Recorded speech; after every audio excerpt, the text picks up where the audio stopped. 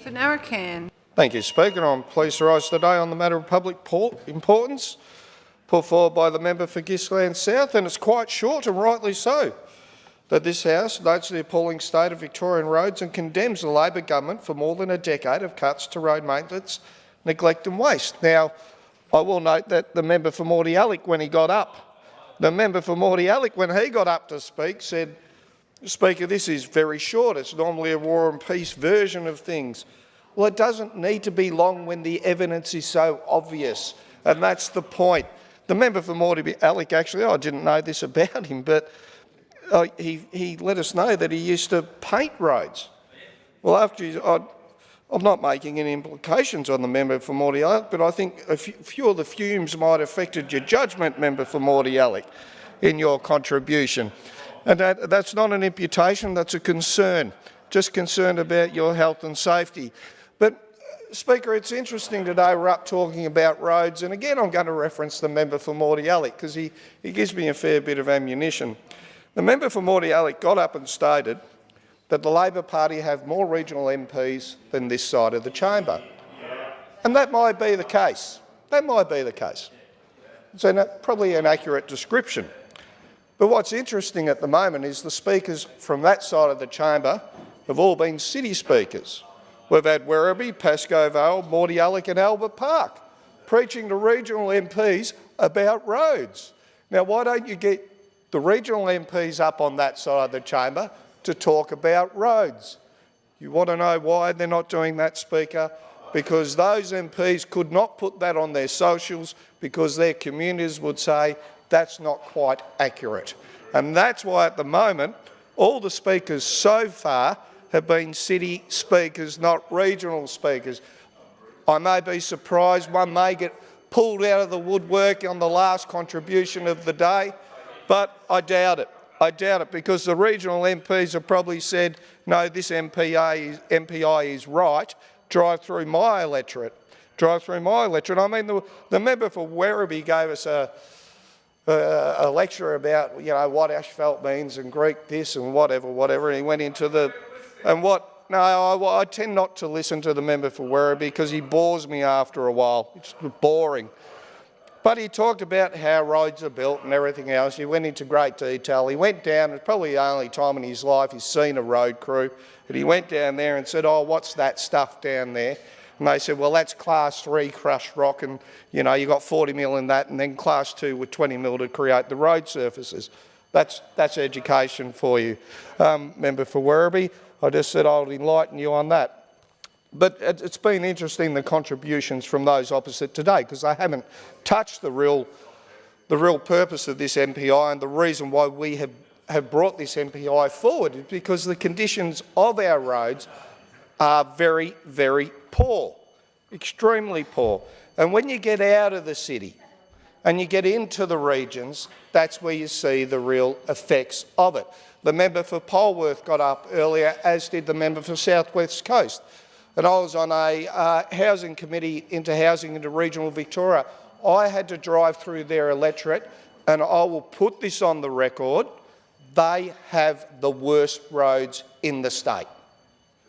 Those road networks down the southwest coast are absolutely terrible. Right up through to Colac, they are horrendous, absolutely horrendous. When you drive on them, you are dodging potholes and you cannot go any faster than 80 kilometres an hour. They are bad. I had a constituent of mine. He rang me, and when you get a damaged tyre or a damaged rim, you can claim compensation from the government. And I think I'm happy to be corrected on the number, but I think it's about $1,200 or something, Speaker, or $1,400, and then you pay everything after that. That's fine, that's fine. But this constituent of mine, he's a pensioner, and a responsible pensioner has his car insured. So he's hit one pothole one day, and he had to pay $500 excess on the insurance. And then a little while later, he was towing his boat. He's hit another pothole, which has caused about $4,000 or $5,000 damage to his boat, and he had to pay the excess on the insurance for that, which was about $700. So this poor pensioner, who's not on not on a great wage, has just forked out $1,200 in excess for his insurance, but can't get that compensated. Now, I think that's a little bit rough. If he didn't have the insurance, he could claim right up to the threshold, but he did.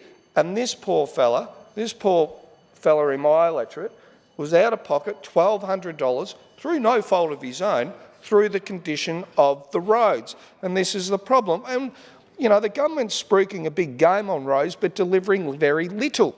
And this is the issue. The 26-27 budget revealed Labor has reduced the targets for regional road resurfacing and rehabilitation by more than 75%.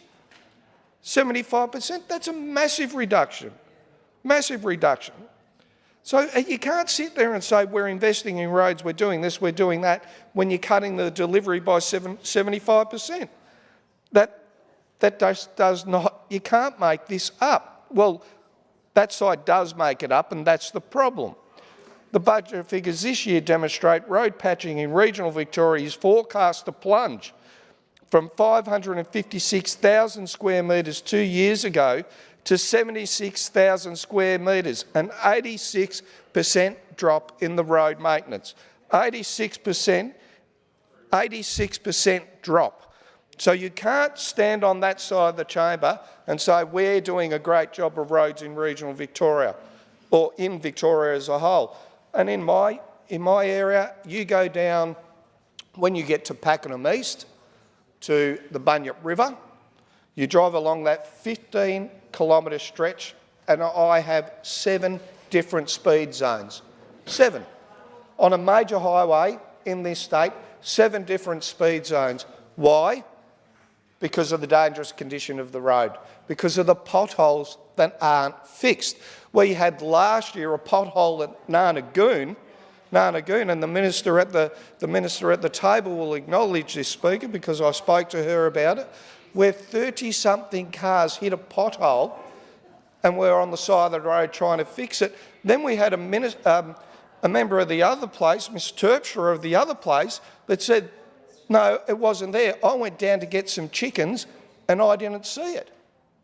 I think she might have bird flu that day, because when you've got 30-odd cars lined up on the side of the road, changing their tyres in the rain, there's a problem with the condition of the roads. And just last week, another person at Bunyip hit a pothole on the side of the road, fixing their tyre again. Now, this isn't unusual in regional Victoria. This is common. And the problem is when you've got a pothole and it is in winter, if you don't fix it and fix it properly and you leave that pothole unattended to through the wetter months of the year, that pothole becomes greater and greater. The moisture gets into the subsurface of the road and starts to dissipate that subsurface. And if anyone in this chamber has ever built roads, I've built car parks, and you know the right process to do it, you can fix potholes in winter. You just got to do it right. But this is the problem with the government. They don't do it right.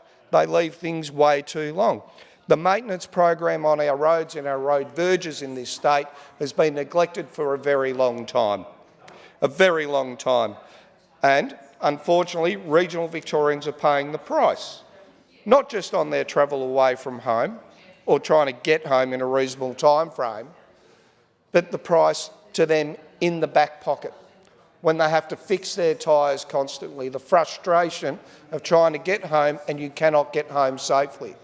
This government has failed when it comes to roads and road maintenance and road resurfacing. They have failed dismally.